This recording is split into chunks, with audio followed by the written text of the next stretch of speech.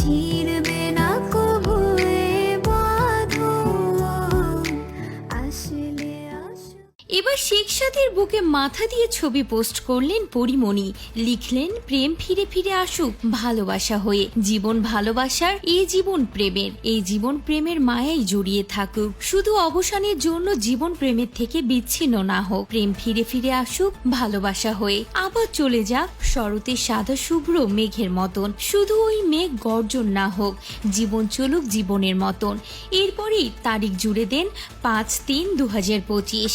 এখন পরিমণির এই ছবি পোস্ট হতেই অনেকেই বলছেন শেখ সাদির বুকের মাথা রেখেই ছবি তুলেছেন পরিমণি, যদিও পুরুষটি কে তা ধোঁয়াশা রেখেছেন পরিমণি, পুরুষটির মুখ দেখাননি, তা আড়ালে রেখেছেন।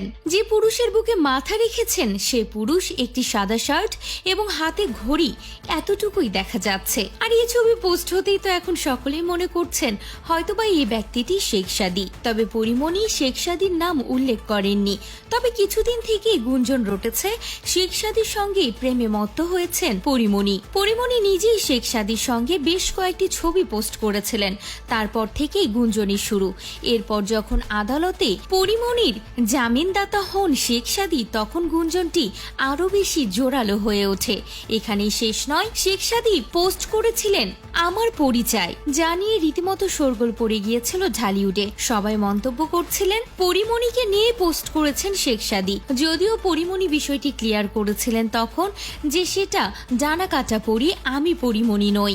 শেখ সাদিও বলেছেন পরিমণি আমার বন্ধু। এদিকে পরিমণি আবার বলেছেন শেখ সাদি আমার জীবনে জাদুর মতন। আর এ থেকে বোঝা যায় দুজনেই খুব ভালো বন্ধু হয়ে গিয়েছেন।